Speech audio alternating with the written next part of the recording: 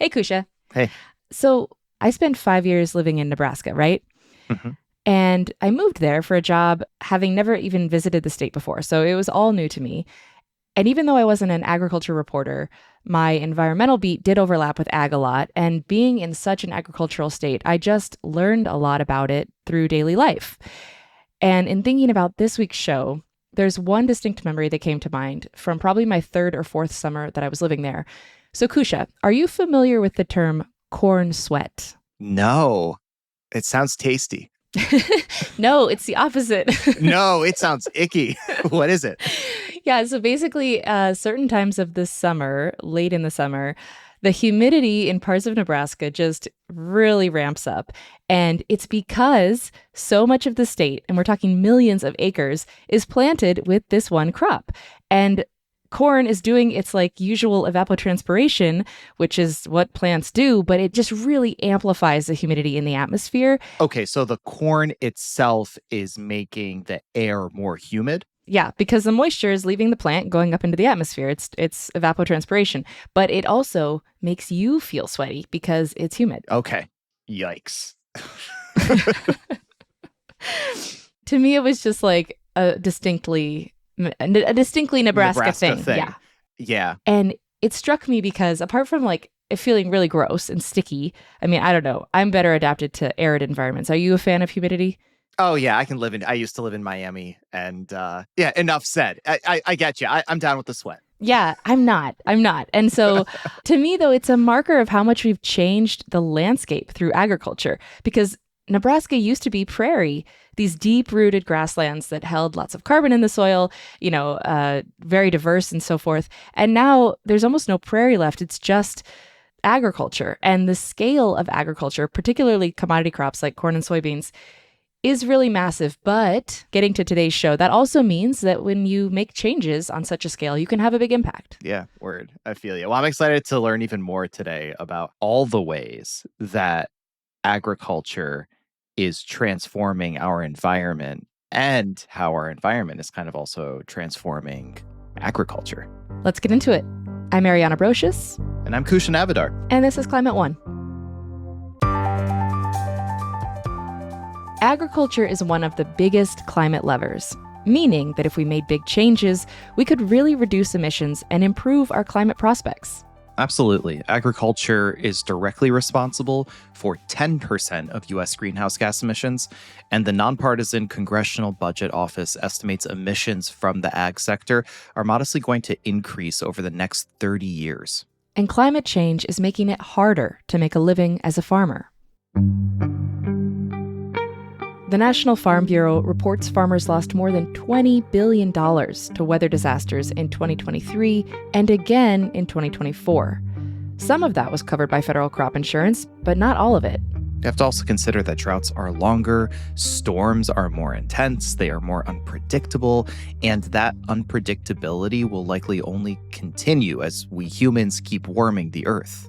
And whether you're talking about big-scale commodity farmers growing corn or soybeans in the nation's heartland, or small-scale vegetable and fruit growers who sell their produce at farmers markets, farmers have to make business decisions year in and year out.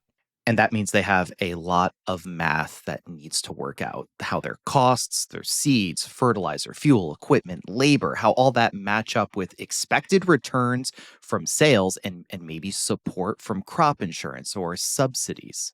So, as I see it, because the margins are so narrow, federal policy carrots or sticks, like subsidies, grants, or regulations, can really make a difference in shifting behavior, especially when it comes to things like climate resilience. It's the perfect time to mention carrot and sticks in an episode about agriculture. Just want to point that out.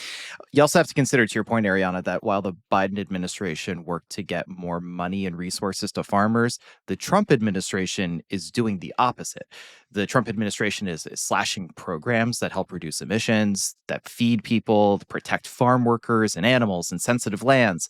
And the administration's tariffs and trade wars have affected both the cost of machinery and income received from major crops. So today we're digging in, Oh, nice. to what these changes will mean for our national food system. In today's episode, we'll hear about how farmers are weathering these impacts, and we'll hear from one farmer about building resilience regardless of federal policy. Lisa Held is a senior staff reporter and contributing editor at Civil Eats, an online news outlet covering food, farming, labor, climate, and more. She's been diligently covering all the news coming out of the Trump administration, as well as national agricultural stories. I asked her to unpack the big trends in climate and agriculture she's reported on in the last year. The Trump administration has started a sort of complete purging of climate from federal policy that ranges from the dismantling of Inflation Reduction Act subsidies for renewables and directing agencies to prioritize increases in fossil fuel production, to pulling out of climate treaties, the reversal of the endangerment binding. I mean, it's a full-on kind of comprehensive rollback of climate policy. And on its face, that doesn't sound like food or agriculture policy. But if those policies lead to higher greenhouse gas emissions, which they're most certainly going to do, that will have massive consequences for farmers. So one story I reported this year looked at that issue pretty closely. And one of the experts from the IPCC report that came out a few years ago talked about how overall agricultural productivity, so how much food we're producing per acre, has been reduced from what it would have been with less or no global warming. And then there was also a study I covered that shows this kind of vicious cycle. So reduced productivity as yields decline, farmers need to clear more land to grow food. As more land is cleared for farming, emissions increase even more because forested land sequesters much more carbon than cleared land.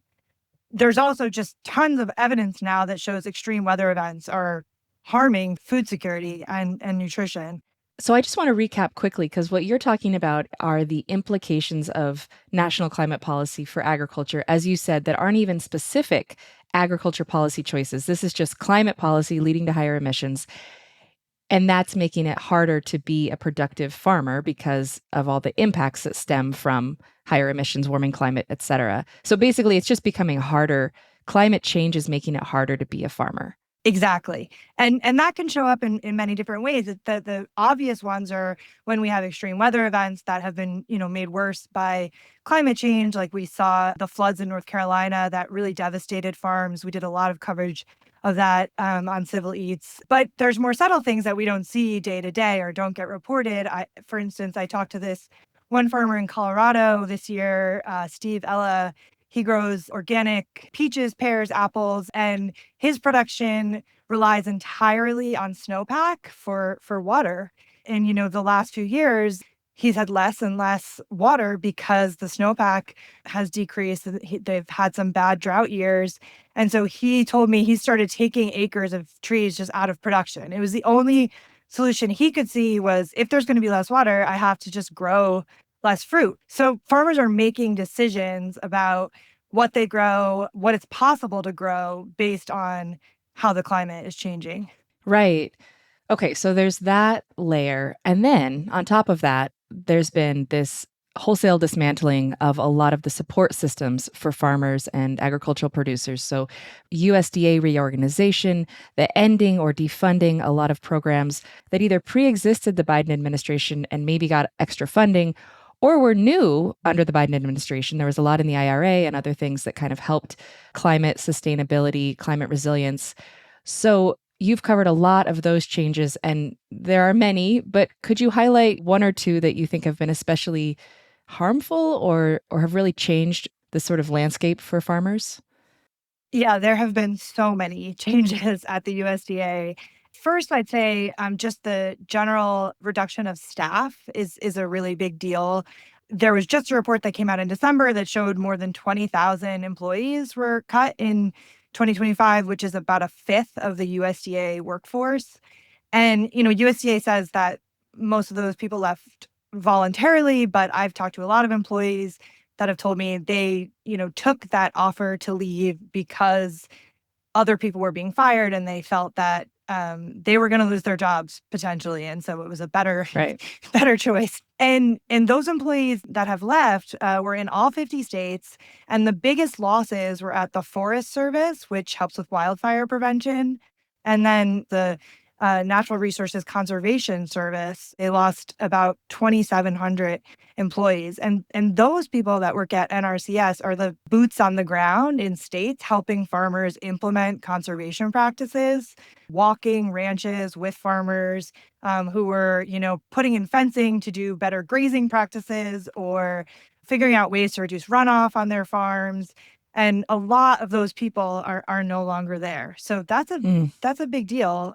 It's one of those things where even if conservation funding for practices that have climate or other environmental benefits continues to flow from the government, it can be harder for farmers to access that funding or to understand how to implement it on their farms without that kind of on the ground support. Yeah, it's a lot. There's a lot of complicated steps. Yeah. Speaking broadly, people who grow commodity crops, so corn, soybeans, wheat, are faring better right now than those who grow fruit, nuts, vegetables. And a lot of those commodity crops go to feed livestock, which then, people eat, but not feed people directly. So this has real implications for our food supply, right? Yeah. In general, the federal government has always supported commodity crop farmers more than it supports the growers of what they call specialty crops, fruits and vegetables. Which is what we eat. Yeah, exactly. But I think one of the things that we've really been covering in the past year is a lot of the funding that had started to kind of increase over the Biden administration in terms of like small farms in regional food systems, growing fruits, vegetables, pastured livestock. The USDA under Trump really threw that group of farmers into turmoil over this past year. They paused all of the grant funding to all farmers when they first came in January to review contracts. But I think it impacted these small farms more because they had gotten this kind of infusion of support during the Biden administration. And so then they had started all these projects and maybe they were in year 2 of a 5-year project. And so they had invested money and resources and time. And, then all of a sudden they were basically cut off from that support that they had been expecting. And so that really hurt farmers and the groups that support them pretty significantly. And a lot of those grants, the money was released later, but some of the farms that were caught up in that, like it doesn't necessarily mean that then everything just went back to normal. Like I talked to this one farmer who grows organic blueberries in Maine, and he had a grant that essentially would pay for part of the cost of these wood chips that they put on the fields to help the blueberry plants deal with rising temperatures in Maine. It's much hotter in Maine now than it was years ago because of climate change. That money was paused. And then by the time it was unfrozen months later, it was too late in the season to then put them down. And because of the way the system that he has designed works, he won't be able to do it for another 2 years. So who knows what will happen within those 2 years to his plants as temperatures continue to rise, right? And then a lot of other programs were just fully canceled. There was a big bucket of money, about $1 billion, to the local Food for Schools and food banks program that was cut. The farms that were benefiting from that program were small farms growing vegetables, fruits. They were getting access to bigger markets that they hadn't had access to before, like schools, which, is kind of, people describe it as a win-win because it's like getting more fresh food into schools for kids and then also supporting these farms that are growing those products. Yeah, I mean, the benefit of having like local carrots or apples or whatever into school lunches, that's just seems very clear. So what does all this mean for an average American who's doing their weekly grocery shopping right now? That's a hard question. The reality is that every American relies on farmers to grow the food that we buy in grocery stores. I think in general, it's just getting harder for farmers to grow food because of climate change and because of federal policy changes. One thing that we know is that climate change has definitely contributed to a rise in prices. So I think as firms deal with increased challenges related to climate change, it's pretty clear that prices for food will rise. Yeah, and there's even been things like, I know you've covered a lot of the SNAP benefits cuts, SNAP or food stamps, and some of those funds can be used at things like farmers markets or community supported agriculture markets or things like that, which is buying from local growers. So if people have less access to that, that's also less access to healthy local produce, right? Absolutely. Yeah, the changes in the One Big Beautiful Bill, which we've covered extensively, are going to lead to millions of people, estimated millions of people, no longer qualifying for SNAP benefits. And a lot of SNAP funding flows through farmers markets, and a lot of farmers have benefited from that. There's just going to be less purchasing power, essentially, because of the cuts to SNAP that we've seen this year. Right. So, the Trump administration's trade wars and tariffs have made life harder and more expensive for American farmers. Farm equipment is more expensive. Things like steel tariffs are affecting that. And, China, for example, stopped buying soybeans from the US. That's huge. They've been our biggest customer. There's been some changes in the last few months around this. What's the status of those trade agreements now? And do you think there'll be lasting harm to farmers that plan to sell to China? Yeah, it's really complicated. I did some coverage of soybean farmers earlier this year, and it was kind of right before the administration made a deal with China. So farmers were really struggling because they had basically completely lost their foreign markets for soybeans due to the trade war caused by the Trump administration's tariffs. So, people were saying like they harvested their soybeans and they had nowhere to send them. The timeline with farming is long. So if you don't know someone's not going to buy it a year from now, like you need to know that the year before, right? When you're planting, not when you're harvesting. So there was a lot of disruption. They did make a trade deal with China and purchases did resume. But, during the first Trump administration, the tariffs were not as across the board. It didn't get as much attention, but it did really, really impact markets for soybeans. And actually, there's a lot of data that shows that since then, the market never fully recovered. So more purchases of soybeans shifted to South America. China started buying from other people, other countries, versus the US. And once it was resolved, they started buying again from the US, but the proportion had still shifted and has never gone back to what it was. Yeah. You're based in Washington, D.C., and I'm curious what you're hearing from different agricultural groups in the Capitol. Who's frustrated, who's pleased, with all these things that have been happening that we've been discussing? It's kind of a weird situation in DC. I think, to be honest, there's a lot of fear. The big farm groups like National Farmers Union or the Farm Bureau, they're quieter than they have been in the past. When it comes to the smaller farm groups like the National Sustainable Agriculture Coalition, which represents really small farm groups all across the country, they're really a big power in DC on that front. I think like a lot of the groups that they represent are really scared because they've lost a lot in the past year and they're trying to advocate for the farmers that they work with, but also keep attention away from their efforts because, for instance, they have lost a lot of funding because of the administration's stripping of what they call DEI language.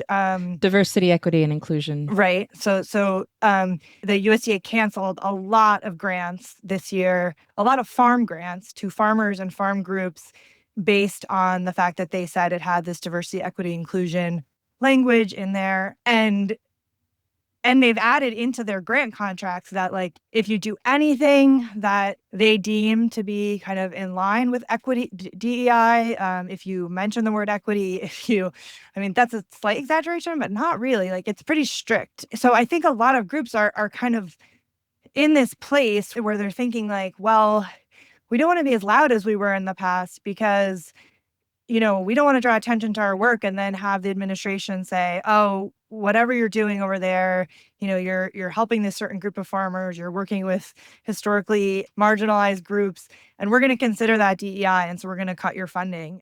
And I just want to point out that the vast majority of American farmers are white men. And so there are a lot of efforts that have tried to expand the diversity, to get more women farming, to get more people of color farming, Black farmers that lost access to their land or funding decades ago, having some of that restored. So a lot of those efforts are being canceled now.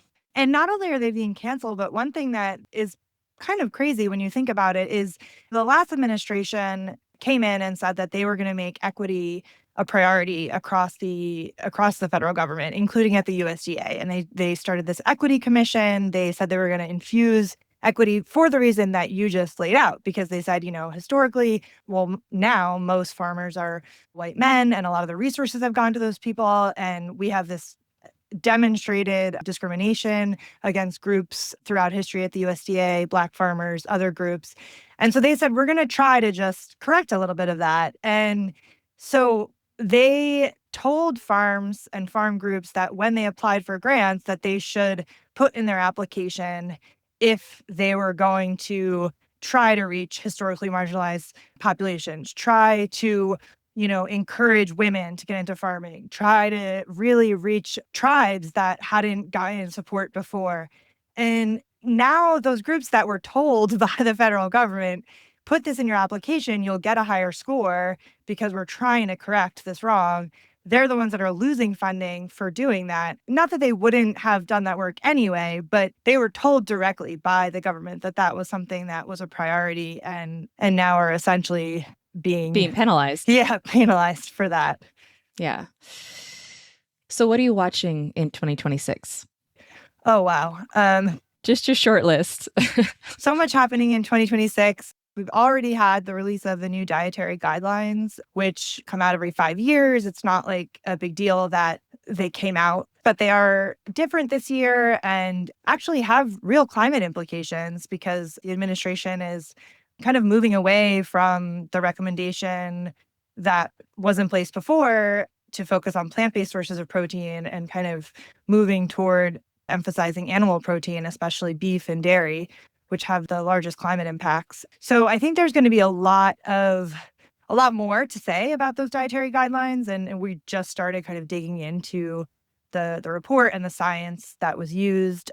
So last year, we covered the Trump administration really closely as they came in and said they were going to make lots of changes really quickly. And they did that on almost every front, including food and agriculture.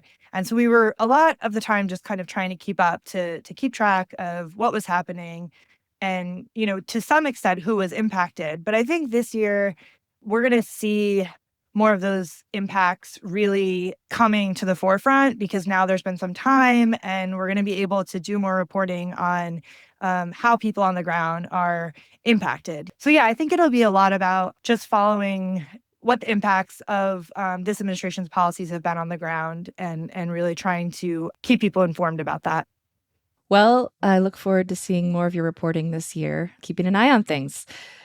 Lisa Held is the senior staff reporter and contributing editor at Civil Eats. Thank you for joining us on Climate One. Thank you so much, Ariana.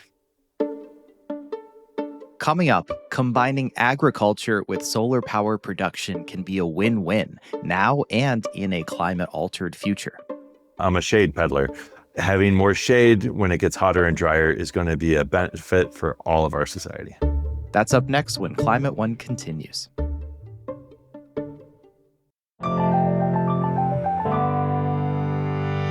I learned a lot about the current state of commodity farming from our next guest, John Bartman. He's a fifth-generation farmer in Illinois who mostly grows soybeans. He's a big advocate for regenerative agriculture, using techniques like cover crops and no-till. We'll learn what those are in a second, to help preserve the health and carbon sequestration ability of the soil on his land. We try to mimic nature in those various respects, like trying to always keep the land covered, always keeping a crop growing all the time. Literally, photosynthesis means making life from light, okay?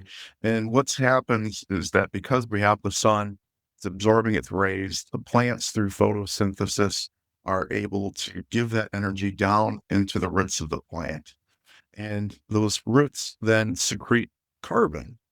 And there's a wonderful symbiotic relationship between all the microbes in the soil. And those microbes then take up nutrients into the plant. And sometimes even plants that we're in a diverse growing environment, those plants, their roots join and they literally share nutrients back and forth. And the cool thing about it is if you do it right, you don't need any synthetic fertilizer, Why don't you need the synthetic fertilizer? because in one teeny scoop of soil, there are more microbes than there are humans on the planet. Yeah, what was your journey like to starting to use these regenerative agriculture techniques? Like, how did you find out about it? Was it an easy transition for you based on what you had done before? Great question. And the first thing I'm going to say is before a farmer can feed the world, they have to be profitable. Okay. Sure. So that's the most important thing. And that's a real hang up for a lot of people for trying to go down this journey because our margins are so narrow. And for me, I really got started farming in 2012. That was also the year of the big drought, the last major drought that we had. And my family would grow continuous corn on corn for about 20 plus years. And in 2012, we had this terrible drought. And I used the same methods that we had used for years. And drought was so bad, we only harvested 3 bushels to the acre for corn, where our average was 150 bushels to the acre.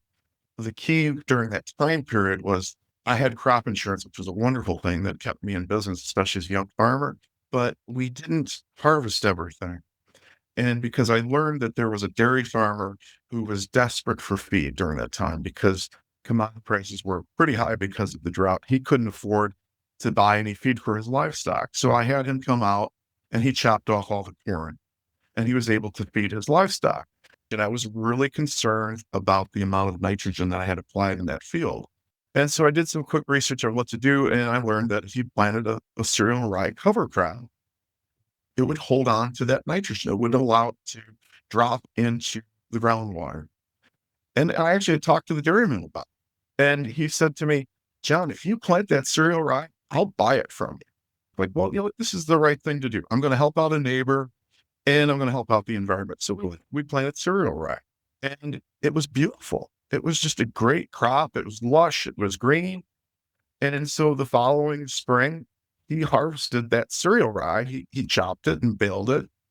And I was able to make a little bit of money. I kept a dairy farmer in business. And that kind of got me down this regenerative journey of doing the research by using these techniques. We're literally at the point, Kusha, on some of these fields where we're only putting about 25% of the amount of fertilizer that my neighbors do. And that's the whole reason why I'm still in business to this day. Wow. Yeah. There's cost savings there as well, right? Yeah. And it's also the environmental benefit, right? I'm not taking in phosphorus from Russia or Belarus. I'm using everything that's locally. I'm trying to get as much as I can by using these diverse systems of cover crops that can bring nutrients back into the soil. Let's talk about the federal government's role in all of this, because there are a ton of programs at the federal level that have been in place for decades to encourage voluntary conservation measures by paying farmers to do things like leave a field fallow, which for listeners, I learned about it just before, so it's not like I'm an expert, but field fallow is where you give the soil a breather for a season. So is there a conservation measure or two supported by the federal government like that you've participated in? I've never gotten any money for conservation from Uncle Sam. And it's not that I haven't tried. Mm. And for the most part, the people that do regenerative agriculture do it out of love, but it's also out of necessity too, that we look at lower input costs.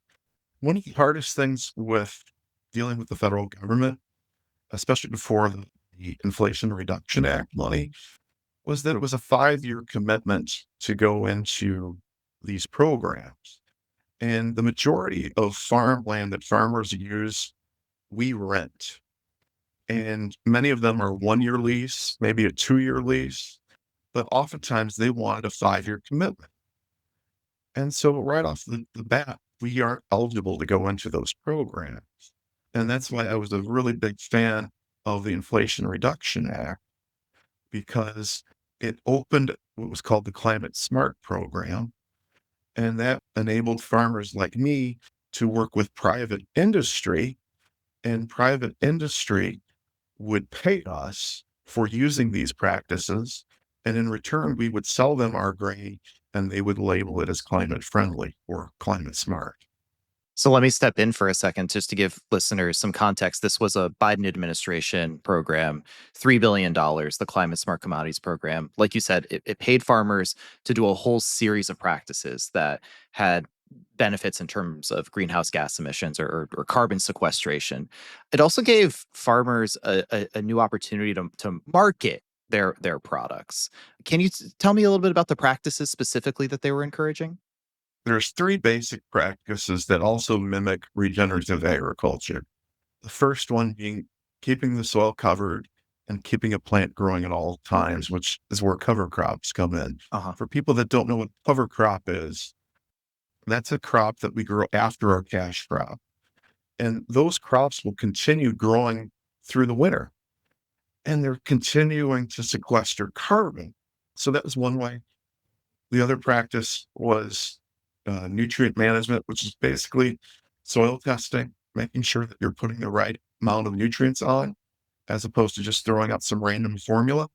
And the last thing was minimum till or no till, like I do, which is literally just planting the seeds in the soil, as opposed to just coming in with a big plow and kicking up all the dirt and allowing the carbon to release into the atmosphere.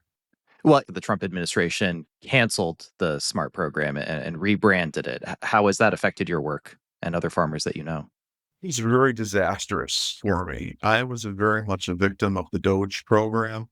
We were really counting. And that was the Department of Governmental Efficiency, just for listeners. That's right. That was Elon Musk coming in from their perspective, streamline. Yeah, that was Elon coming in with his chainsaw. So what they did is they put a freeze on everything, and they basically said that even in January and February, that these programs weren't going to be continued. We weren't going to be paid. Well, the majority of my land, of my about 900 acres today, was enrolled in these programs. And that was a governmental contract, and they weren't fulfilling that contract. I was counting on that money to be used for this year's crop, that I would use that to pay my rent. And I had set down with my bank. They strongly encouraged me to enter into the Climate Smart program because it works. And the other beautiful thing about it was that my grain would be worth a premium. Mm. So I was counting also that this year that my corn would be roughly worth $1 more a bushel. Mm. And they weren't paying us. And they upset me so much.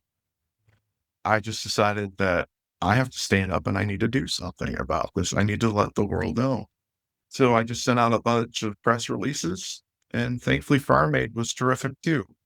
And they helped give me a voice as well about these issues, these problems. And eventually we did apply enough pressure that thousands of farmers finally got paid, thanks to these types of efforts of letting Congress know how out of line the Trump administration was during that time period.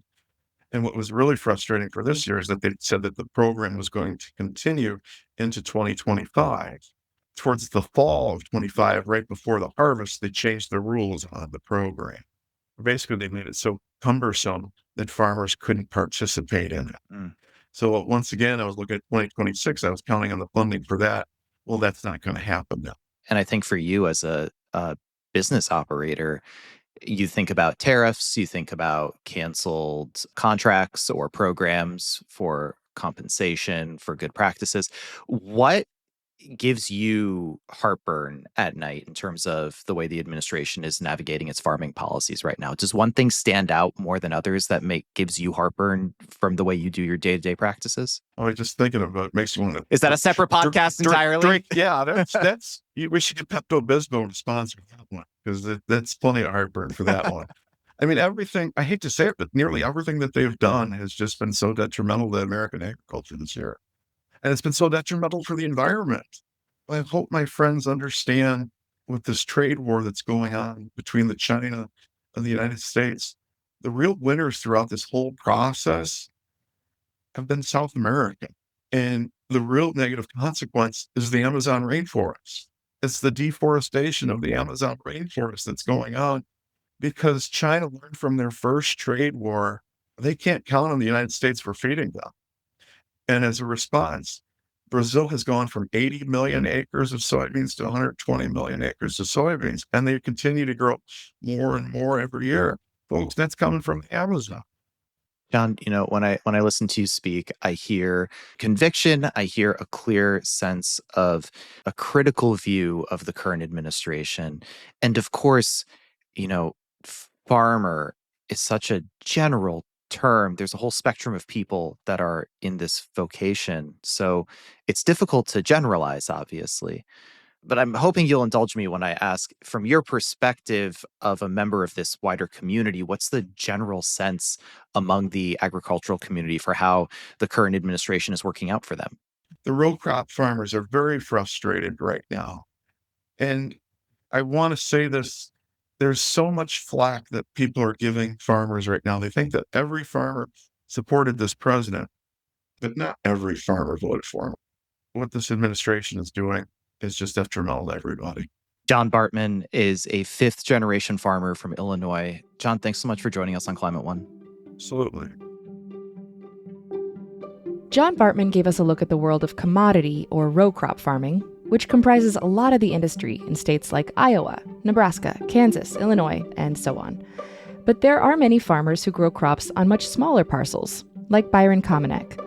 He's owner and manager of Jack's Solar Garden, an innovative research site for agrivoltaics in Colorado, exploring the benefits of combining solar panels with agriculture. My family has a farm here in Longmont, Colorado, 24 acres. It's been in my family since 1972. We mainly been growing hay for a long time, and hay in our farm doesn't pay the bills. We needed to figure out what else is possible on our land. So 5 years ago, you set up a 1.2 megawatt solar array on part of your family farm. It produces enough power for about 300 homes. And under the panels, you've been growing vegetables and herbs. Now you're adding some berry bushes or changing to berries. What spurred you to combine solar production, photovoltaics, and agriculture? Coming from a background as an environmental engineer and being interested in natural resource management from my time overseas, I was keen to see, what's something more innovative that we can do, and learned more about solar energy, learned about the community solar garden legislation in Colorado that would open up opportunities for someone like me to own and operate and put electricity back into the grid. Learned about Xcel Energy, our local utilities program for being able to create a community solar garden and put the power back in. So that was the opportunity to create some additional funding for our family of having that solar, right? And when I pitched the idea to my family, my dad was on board because he said, okay, great, we have a better revenue generating opportunity. And my mom, who owns our farm, says, but what about the farming? What about our land? What about the heritage here? And so she wasn't overly keen on just the solar side. And then through some of her own investigations, as well as talking with folks at the National Renewable Energy Laboratory and the University of Arizona, learned more about agrivoltaics, that there's this possibility. They have a bunch of pilot projects and we're interested in seeing something larger. And I thought, what a wonderful way for our family to keep that heritage of our land, create a better income for our family farm so that we're not putting money into it. We're actually getting a little something out of it. And also just being able to provide a better societal good. Like, why not do better for our society with the space that we have? Yeah, it does sound like a pretty successful project because as I'm learning more about agrivoltaics, I'm just kind of struck by it's like a symbiotic relationship, really. The panels can shade and protect the plants, reduce the need for water, right? And then vice versa, the plants can have a positive impact on solar production. Can you just quickly kind of break down that relationship for us? Yeah, it can be complicated depending on what style of solar array you design. But in simplicity, the solar panels create clean energy, goes back into the grid. You can sell that electricity and make some money off of it. As for agriculture, all of agriculture needs sunlight. But here in Colorado and western parts of the US, and where it gets hot and dry, there's just too much sunlight sometimes. And what we've learned from our researchers over the years, a lot of the vegetation really only uses sunlight for the first few hours of each day. And then it goes dormant for the majority of the day. Even no matter how sunny it is, if it's too hot, the plants can't photosynthesize. And so they're just dormant for the most of the day. And then maybe the last hour or so of the day, they switch back on and continue photosynthesizing. So having some additional shade on the ground is not that bad. It can actually be beneficial to select different types of vegetation, as well as livestock and people that are working within it. So our panels, they rotate throughout the course of the day. They start off facing east. And so then you have shade on the west side.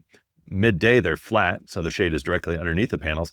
And then in the afternoon, they're facing west. And so then the shade is on the east side.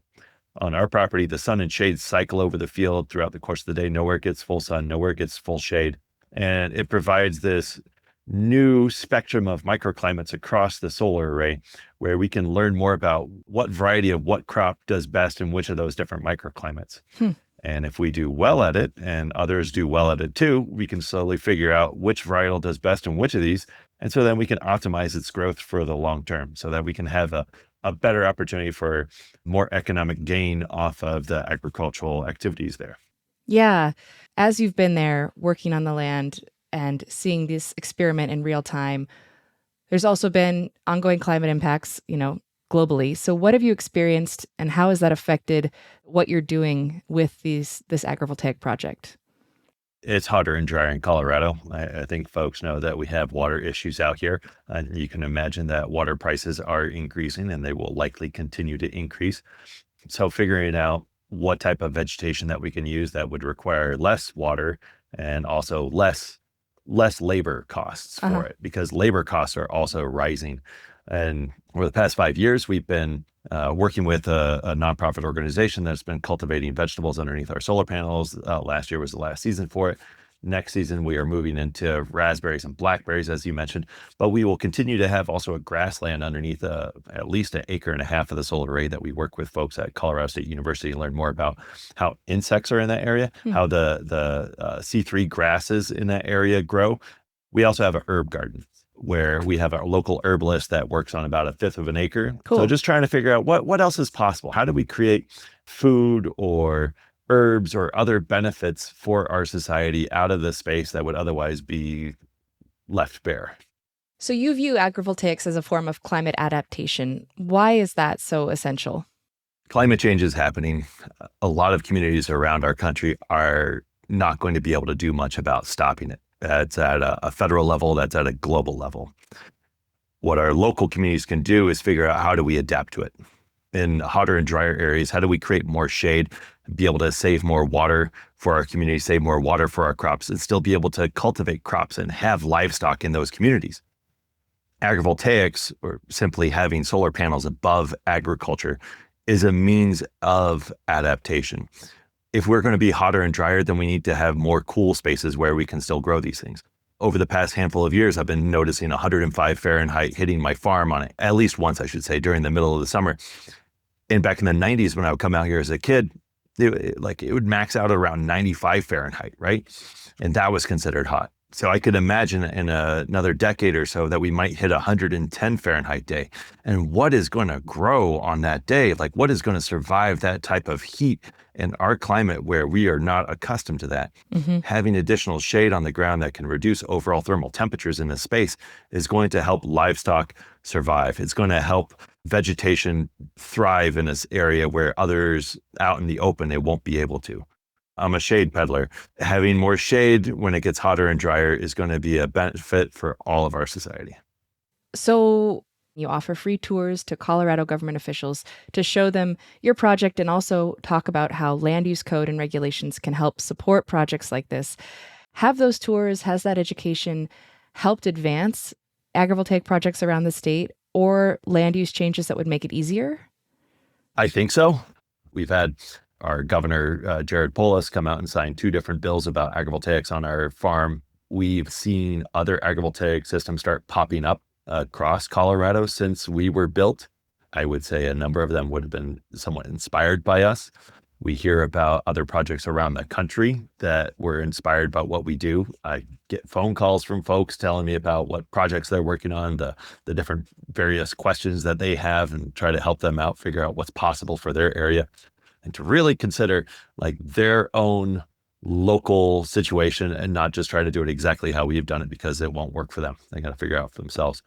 The Biden administration put more funding towards helping farmers invest in solar arrays with grants and loans via the Rural Energy for America program.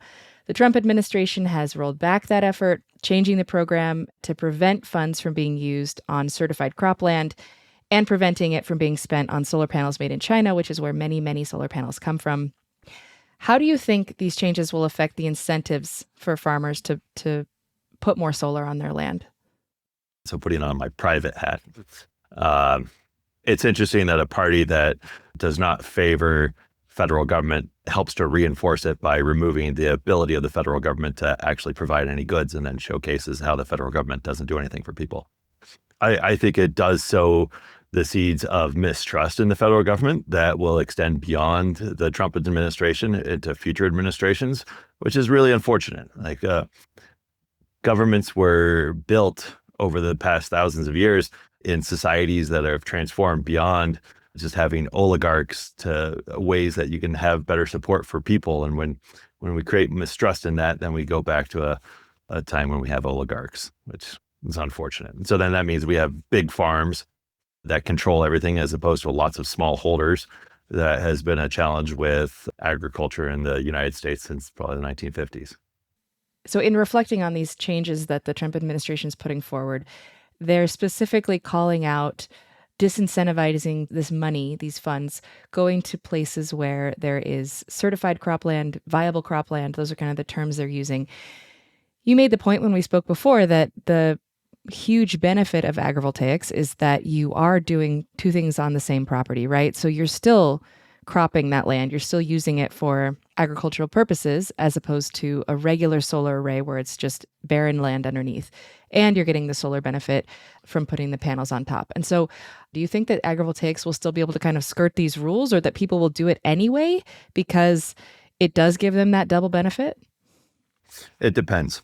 Probably larger ranchers that have additional funding, that have a lot of head of cattle in feedlots, may be interested in doing this on their own because they have the funds to take care of it, and they see the benefits from having shade available for their cattle during the hottest parts of the summertime.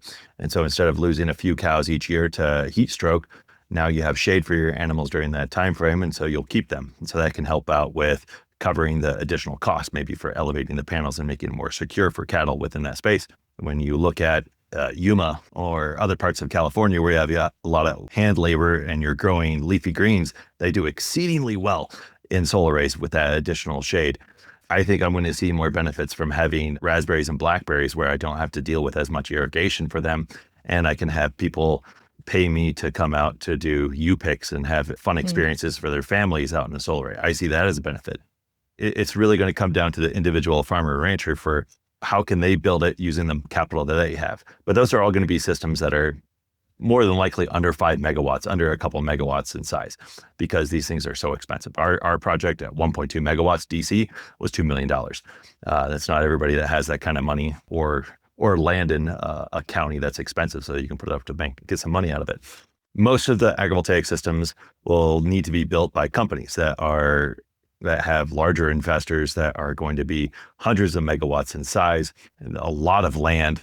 And they are going to need a variety of different tools to be able to figure this out. And governments can help by creating policies that help to direct local communities to think about it in specific ways, and direct companies to think about it in specific ways.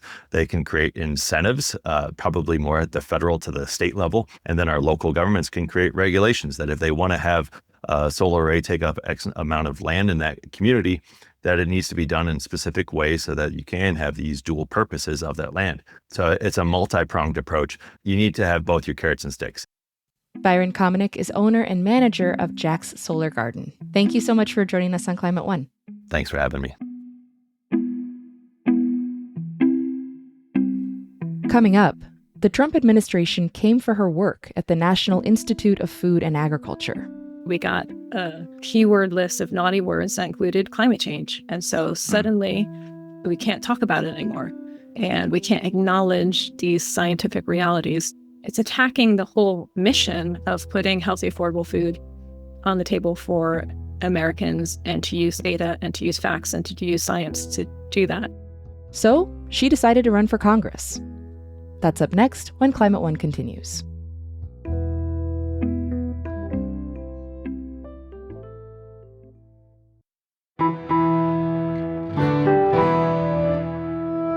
I am a bit of a policy geek, and I spent a few years as a speechwriter in Washington, D.C., which is partly why the story of our next guest is so interesting to me. Yeah.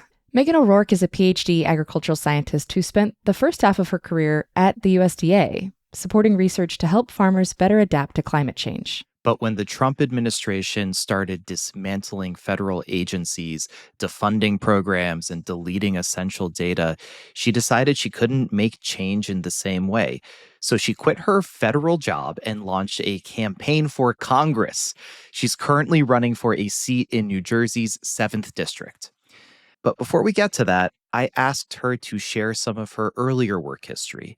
During the Biden administration, she worked within the National Institute of Food and Agriculture, helping fund climate science at universities across the country. You know, we had a budget of about $2 billion a year. And then annually during the Biden administration, we were funding about $200 million a year in projects that related to climate change. So we really tried to take an integrated approach to not just say climate change is a standalone thing, but it's, it affects all aspects of agriculture. Therefore, it needs to be a consideration and integrated into projects. Is that where you worked on kernza? Yeah.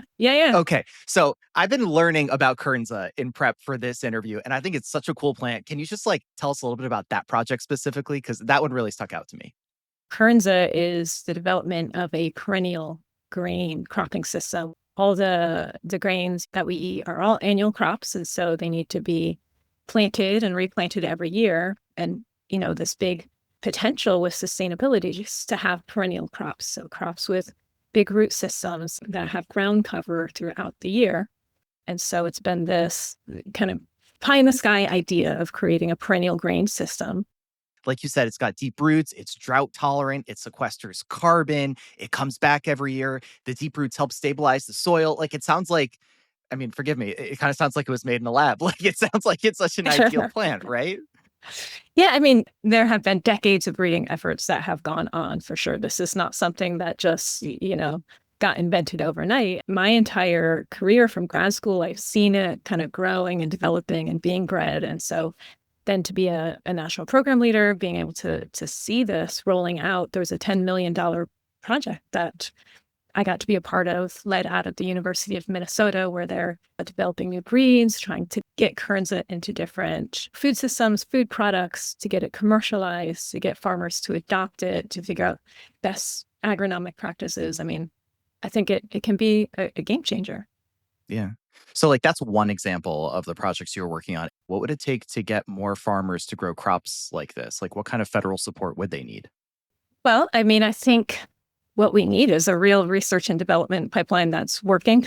We've been some of the best and the brightest. I feel like our research and scientific pipeline is like this flagship in the United States and kind of a beacon for the world. And that has created all these developments and innovation and potential and economic growth, and continued investment is what we need in order to continue to have these developments. As the scientists, it's the innovation, it's the experimentation that has made science great, and it requires some resources. But what we do know is those resources have this huge economic return on investment, and it has the great potential to make agriculture more adapted and resilient to climate change. If we don't keep investing, I don't know what's going to happen. Yeah. And so you've worked with literally the grains that would go in the ground and with, the national strategy of making communities more resilient. So with that in mind, we just turned the page on 25. We're looking at 2026. What do you think of as the most pressing issues in the agriculture sector right now? We have climate change. I think, it's scientifically established that is happening. We've had some of the hottest years and temperatures on records recently. We have droughts, we have floods, we have extreme weather events. We have warmth in the winter that is breaking buds on our fruit crops, for example, and causing massive losses because our fruit trees think it's springtime in January. And so certainly being able to adapt to climate change is a huge challenge ahead of agriculture. What specifically about that preparation do you feel is not being addressed right now? Well, I mean, I guess that kind of gets us to running for Congress. But, DOGE came into my agency just like it did to many agencies. And what happened was basically we got a keyword list of naughty words that included climate change. And so suddenly we can't talk about it anymore. And we can't acknowledge these scientific realities that we need to work with our partners about. It's attacking the whole mission of putting healthy, affordable food on the table for Americans and to use data and to use facts and to use science to do that. And instead, we have politics wagging the tail of the dog of science. Is that what motivated you to run for Congress?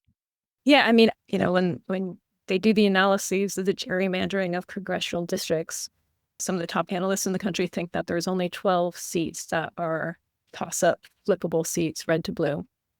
And I realized that I happen to be from one of those toss-up seats and that I have the experience, I have the passion, I have, the ability to, I think, put together a rural coalition where sometimes maybe Democrats are seen as out of touch with rural America, and to pull that together and to change the whole direction of this country. And so it wasn't necessarily the easiest decision to go from a civil service job to say, okay, I'm going to throw my hat in the ring of politics, but it felt like something that I can do, and that feels like the most important thing that I could be doing for my country right now. Have you seen your role as a scientist come into play when you're on the campaign trail? Like, how does that, do you feel, influence the way that you relate to people or the way that you're approaching the run, especially in your experience with agriculture?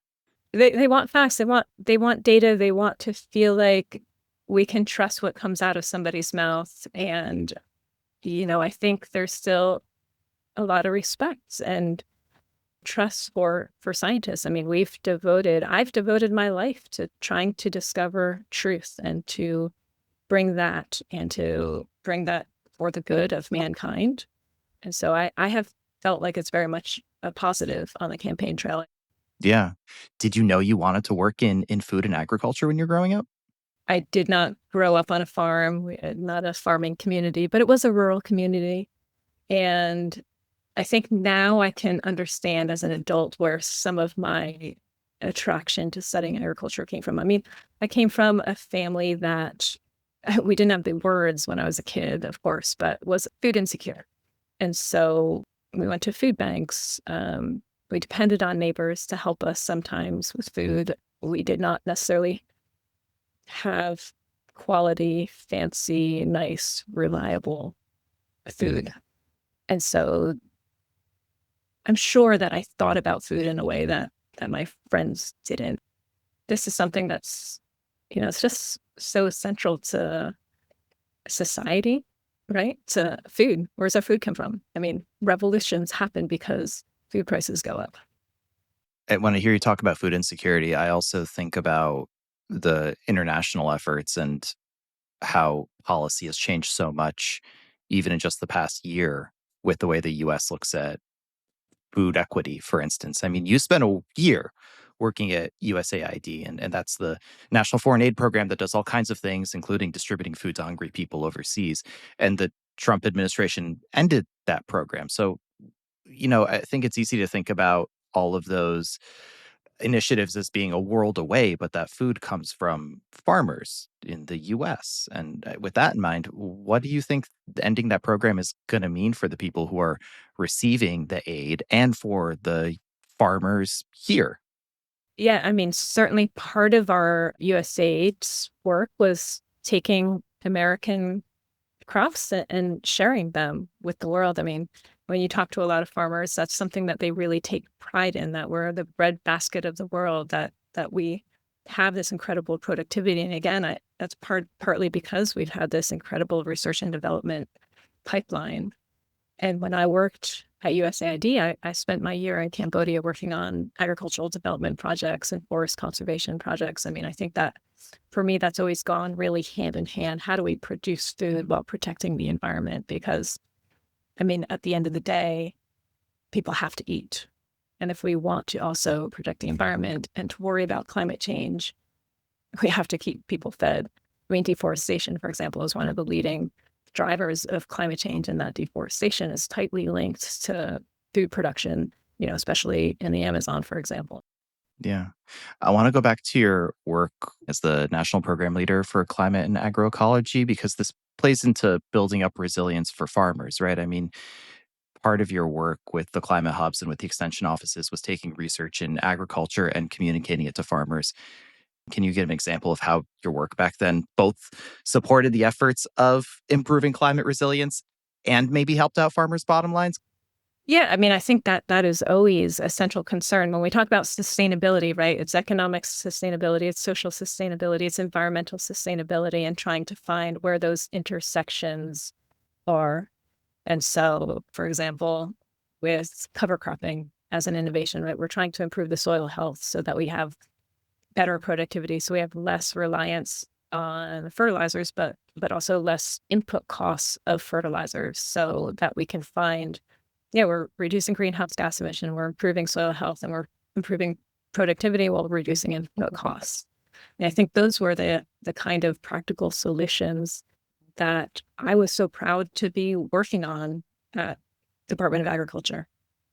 What's it like for you today when you talk to farmers? I mean, it's so hard to generalize such a large industry group of people, but are there any salient themes that you see come up when you talk to them about what they want, what they need from the federal government?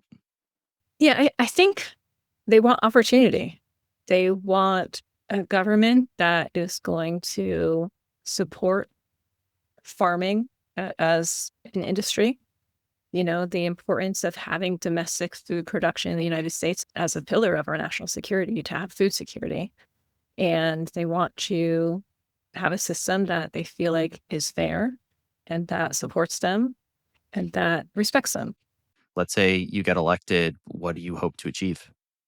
I don't want to sound too Pollyannish here, but I mean, I really believe in a future of opportunity for us to, enjoy our family, to have the ability to have food, not worry, do we have food, not worry about our health care, to have a safety net in which people can thrive, to have the opportunity to go to school or to have a trade, and that pays off, and that you have the opportunity to have a family if you choose, to have some time to do things besides worry about the next paycheck, to worry about where your next meal is coming from, to worry about how you're paying your rent or not. I grew up with a lot of economic worries, and I am a walking, talking example of the safety net programs, the investments in the future generations. It should not just be about, hey, are you born into a rich family? No, it's, what is your drive? What is your fire? How can we enable people to be the best that they can? Because ultimately, that, I believe, is what builds our economy. When I got into this race, I did not get into it lightly. I am putting all my heart, all my soul, all my time into doing this, because I believe that it is literally the most important thing that I can be doing right now. Yes, I've been a scientist my whole life, but you know what? To defend science right now, I need to defend it in this way. Megan O'Rourke is a congressional candidate from New Jersey's 7th District and a former scientist at USDA. Megan, thank you so much for joining us. Thank you. Hey, it's Ariana and Kusha, and we're wrapping up our show. And as usual, we like to share one more thing with you. Hey, Kusha, what you got? So, as some listeners might know, I am looking forward to seeing all the impacts that congestion pricing continues to have on New York City, because partially I live here, and also I'm really interested in how to promote more, healthier ways of transportation. And the New York Times just came out with an article saying that since congestion pricing started about a year ago, 11% of the vehicles that once entered Manhattan's central business district daily have disappeared. And to put that in scale for you, that's about 27 million fewer car trips. And I think that is so fantastic. And it was a bit of good news for the start of the new year. And I'm excited to see how things continue to evolve with congestion pricing. Yeah, I read that article too. And I think the overall takeaway sounded like New Yorkers are generally happy with it. Of course, people have had to change behavior, and that's always a little tricky. Some people said they don't want to go into Manhattan for concerts or doctor's appointments or things like that. Like they sort of avoid it because of the pricing. But a lot of other people said that it's improved their quality of life and they get to use the transit more. And because the funds collected are going to fuel better transit, that seems like a good solution. Absolutely. So we'll see how it continues to go. Not perfect, but I think there's a lot of promise ahead. So that's our show. Thanks for listening. You can catch up on everything we're talking about by subscribing to our newsletter. Sign up for it at climateone.org. Climate One is a production of the Commonwealth Club. Our team includes Greg Dalton, Brad Marshland, Jenny Park, Austin Colon, Megan Basilia, Kushan Avidar, and Rachel Lacey. Our theme music is by George Young, and I'm Ariana Brocious.